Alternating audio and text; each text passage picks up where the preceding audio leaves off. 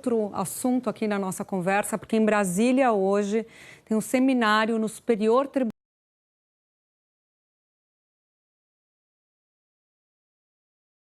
Paulo Guedes, o presidente da Câmara, Rodrigo Maia, e o relator da MP estarão presentes no evento. E eu chamo a Raquel Portalegre para conversar sobre esse assunto com ela. Raquel, a expectativa, eu conversei com o relator essa semana, também esse fim de semana, a expectativa é colocar para votar a MP no plenário da Câmara já na terça-feira, depois vai para o Senado. Agora, precisa ver se vai passar, porque o relator precisou alterar o texto, vai apresentar uma aglutinativa, né? Porque havia algumas polêmicas ali no texto que passou na comissão especial e que poderia prejudicar na aprovação em plenário da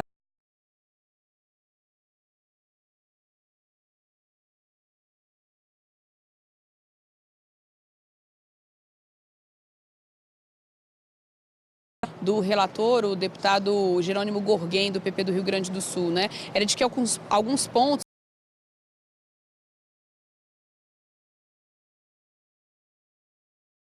ele precisou sentar ali com a equipe econômica, com o próprio presidente da Câmara, Rodrigo Maia, conversar, fazer os últimos ajustes e fechar uma nova versão do relatório, versão essa que precisou já ser distribuída para os parlamentares, para que o texto possa então seguir amanhã para o plenário da Câmara dos Deputados, seguir para votação lá no plenário e passar depois para o Senado Federal, que vai ter um tempo bem reduzido, né? Aquilo que a gente sempre fala, o Senado sempre reclama que recebe a medida provisória em cima da hora e tem que votar correndo antes que ela caduque. Dia 27, então, ela perde a validade. Então, vamos ver se amanhã os deputados conseguem votar esse texto. Mas sim, houve essa necessidade de fazer esses ajustes. Ele está aí com essa aglutinativa também para poder fechar todas as demandas aí e conseguir fazer com que o governo realmente cumpra aquilo que ele pretende quando editou a medida provisória no dia 30 de abril, né? Que é o quê?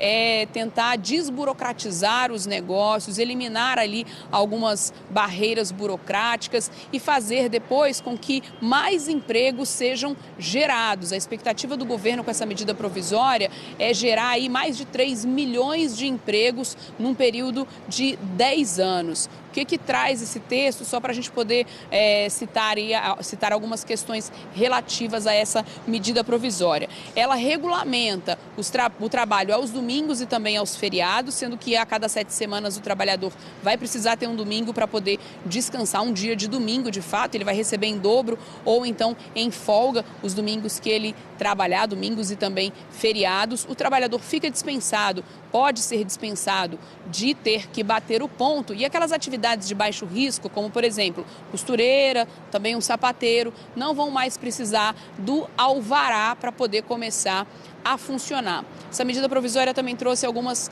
questões relativas à documentação, como por exemplo, a questão da carteira de trabalho, que passa a ser somente digital. Em papel vai virar uma exceção. E permite também que o Ministério da Saúde desenvolva um sistema para que os médicos, eles possam emitir, médicos do SUS, emitir as receitas médicas digitais, por um meio digital. Então, o Ministério vai poder aí fazer esse sistema para que os médicos possam também fazer a emissão dessas receitas digitais. Tudo isso, então, está nesse texto e a expectativa é essa, é de uma votação amanhã e agora de manhã a gente vai lá, vai acompanhar lá no Superior Tribunal de Justiça esse seminário. A abertura do seminário está prevendo a presença do presidente da Câmara, Rodrigo Maia, do relator Jerônimo Gorghen, também do ministro Paulo Guedes e do Corregedor Nacional de Justiça. Então a gente vai lá para acompanhar, ver se todos eles estarão lá e ver o que a gente consegue tirar deles aí na véspera dessa votação em plenário na Câmara,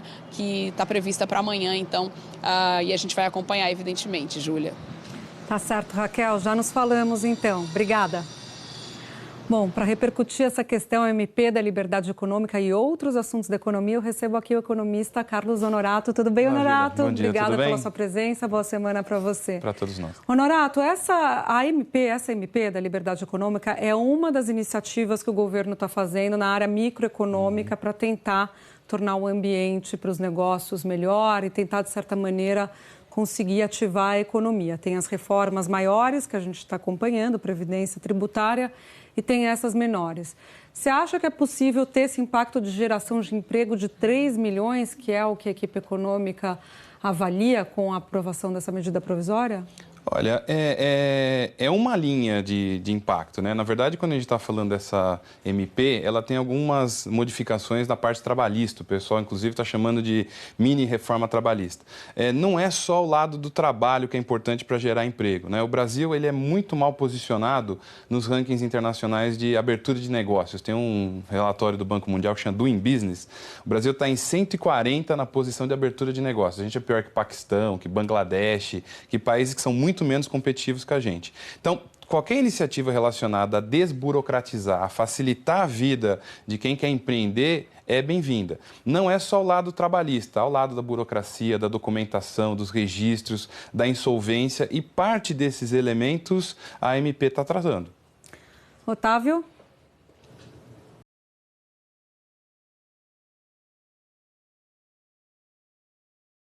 Sim, para o pequeno empreendedor. Tem alguma vantagem? Bom dia, Otávio, tudo bem? Olha, a sua pergunta é extremamente relevante. Quer dizer, se as regras são muito difíceis, certamente a gente empurra as pessoas para informalidade. Ela vai acabar abrindo o negócio dela. A gente pega uma estatística aqui na cidade de São Paulo, por exemplo, 67% dos negócios têm algum tipo de irregularidade. Isso é trágico, né? Quer dizer, a pessoa precisa empreender, na situação econômica que nós vivemos, a necessidade de alguma renda é importante e a gente vê a proliferação de negócios que não têm nenhum registro. Então, à medida que você facilita isso um pouco, desburocratiza, a pessoa que precisa sobreviver isso, ou mesmo o empreendedor, o cara quer montar um novo negócio, uma startup de tecnologia, com maior facilidade burocrática, menos documentação, você vai permitir que, inclusive, os negócios de tecnologia superior, que efetivamente são a nova onda que a gente tem na economia, vão poder abrir esses negócios. Então, a resposta para a sua pergunta é bom ser informal no Brasil, porque você não consegue cumprir tudo que tem que ser cumprido. Agora, dentre as medidas que a MP prevê, tem essa questão dos documentos, por exemplo, os alvarás para as empresas que são pequenas, né? Ela também tentava tirar as CIPAs, que são aquelas comissões de prevenção de acidente, das empresas pequenas. Não conseguiu, esse é um dos pontos polêmicos que vão ser retomados ali para a emenda aglutinativa que vai para o plenário. Honorato, qual o impacto que essas medidas por exemplo, acabar com os alvarás, não precisar guardar papel, que impacto que isso pode ter real mesmo na economia? Por que isso não foi feito antes? Se é uma coisa tão simples e tão elementar, por que não se tentou isso antes e agora se tenta isso e está se falando que é uma coisa que vai ter um impacto?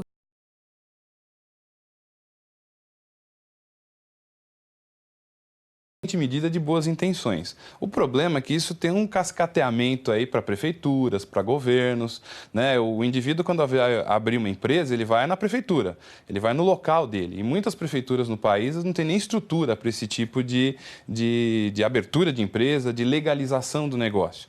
O princípio da medida é muito bom. O que é necessário é que, efetivamente, todos os órgãos que estão envolvidos nisso se interajam para que seja mais fácil você abrir um negócio e que seja mais fácil você acompanhar esse negócio. Senão, na primeira crise, na primeira dificuldade, o empresário vai para a informalidade. Então, é necessário que esse movimento também vá para a prefeitura, vá no governo do estado e que você facilite os processos. No mundo de tecnologia, de rede, de nuvem, não tem cabimento a pessoa guardar alguns livros, ter muito papel estocado. Precisa ser mais fácil. A gente consegue fazer eleição digital, por que a gente não conseguiria registrar os arquivos contábeis de uma empresa na nuvem ou na internet? Né? Não há por que não. Otávio? Norato, na reforma trabalhista, a promessa é que haveria criação de mais empregos com as novas regras. Isso não ocorreu, não por causa da reforma trabalhista, a gente sabe, porque a economia é muito mais complexa do que apenas uma legislação. Essa MP também vem com a mesma promessa, facilitar. Qual o risco que o país tem de ir fazendo reformas e a economia não responder de acordo com as expectativas, de frustrar a população? Otávio, tem um problema de comunicação, né? Quer dizer, você comunica que as reformas serão as salvadoras da pátria. Eu mesmo, como economista, costumo dizer que são as reformas que vão mudar o país. Elas precisam ser feitas, mas na economia o que gera emprego é aumento da oferta, né? É aumento de disponibilidade de fábricas, de indústrias, de negócios. Se você não tiver um ambiente econômico favorável, que é com juros menores, que é o que está acontecendo, processos mais fáceis, legislação menos complexa e menos risco jurídico, se você não tiver essas condições, você não vai gerar emprego.